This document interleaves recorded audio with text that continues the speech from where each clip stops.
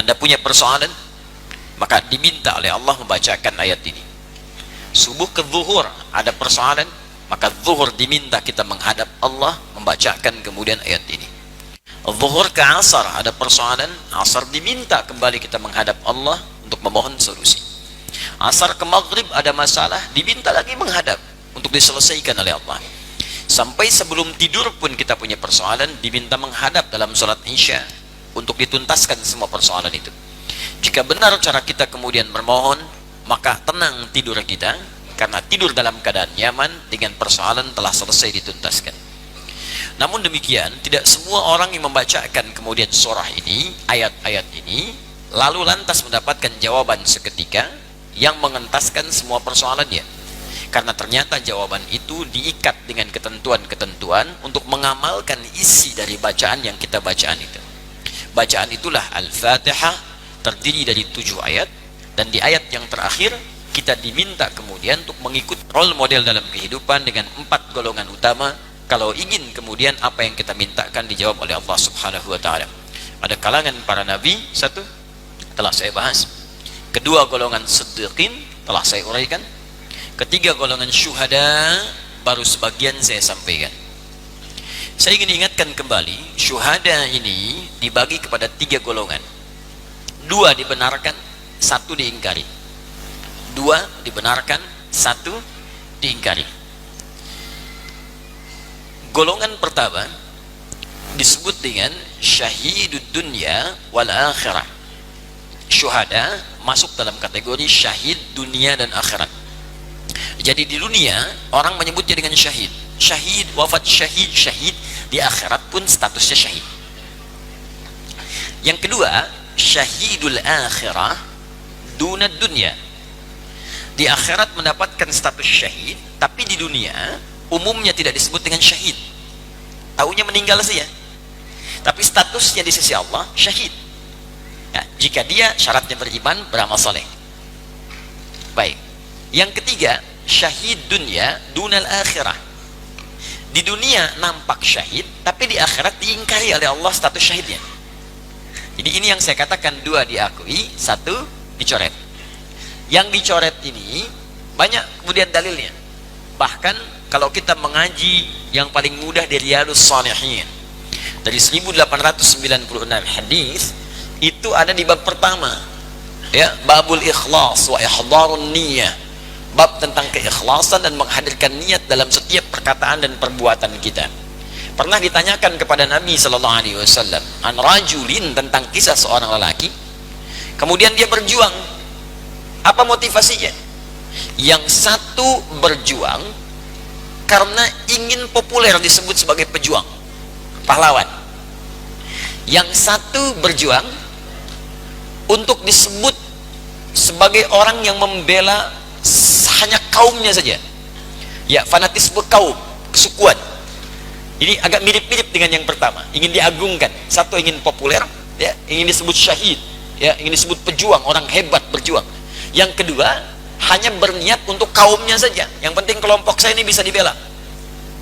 Maka ketika ditanyakan kepada Nabi sallallahu alaihi wasallam, ayyuhuma fi sabilillah, mana di antara kemudian yang 2 itu yang termasuk fi sabilillah, yang syahid di jalan Allah? Apa jawaban Nabi?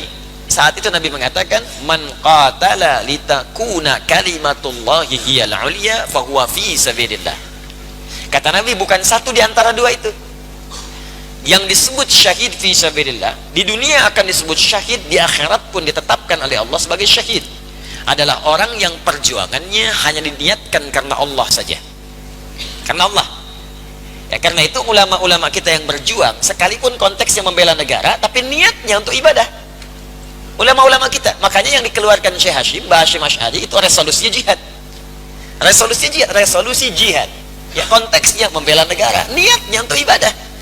Makanya saya sering katakan, orang Islam itu pasti akan banyak manfaat dari keislamannya. Jadi ketika dia berislam, akan ada berdampak bagi lingkungannya. Orang Islam baik, orang Islam berbagi, ada ajaran menanam pohon, ada ajaran berbagi infak, ajaran toleransi, ajaran membela negara, ada semua.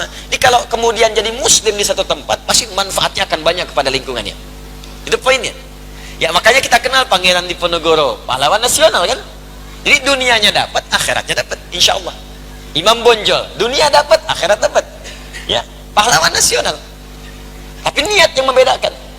Karena itu, orang-orang yang berjuang seperti ini, dunianya kemudian disebut dengan syahid, akhiratnya disebut dengan syahid. Hamzah paman Nabi radhiyallahu taala anhu, sangat populer. Syahid dunia, syahidus syuhada, akhiratnya pun syahid. Jelas?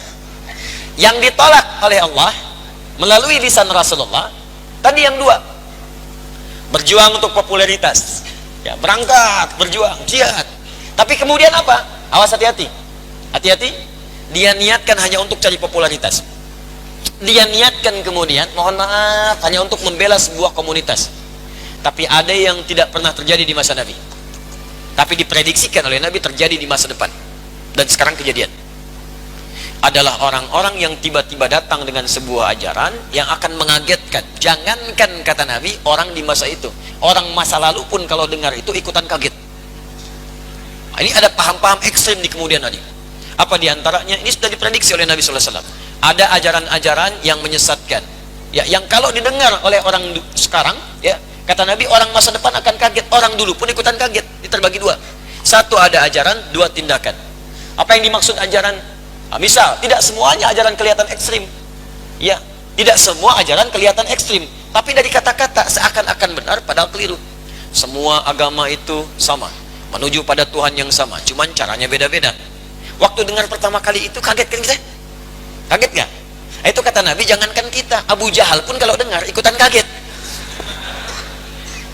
Abu Lahab kalau dengar ikutan kaget, karena dulu nggak ada, tiba-tiba muncul, ya. Ajaran pluralisme dan sebagainya. Tapi yang kedua, tiba-tiba muncul orang keras meneriakkan takbir, Allahu Akbar, Allahu Akbar, tembak orang, bunuh orang, bom orang, tusuk orang, dan semua nggak ada batas. Yang penting menurut dia kafir, bom. Menurut dia kafir, tembak. Maka muncul bom panci, bom kulkas, bom ini, bom itu yang tidak pernah ada sebelumnya. Ya, jelas di sini. Itu hati-hati, itu nggak pernah ada tuh. Makanya di dunia pun itu, ya kelihatan ada yang menyebut syahid, padahal bukan, ditolak oleh Allah. Ya, makanya banyak orang mengecamnya. Jelas ya? Paham sampai sini? Jadi ada yang syahid dunia disebut syahid oleh orang atau golongan kalangan tertentu karena nggak paham. Oleh Nabi ditolak, oleh Allah diingkari. Ada yang disebut dunianya syahid, sepakat semua orang. Ya, kemudian setelah itu akhiratnya pun ditetapkan. Ini banyak juga. Seperti paman Nabi Hamzah atau sahabat-sahabat yang lainnya.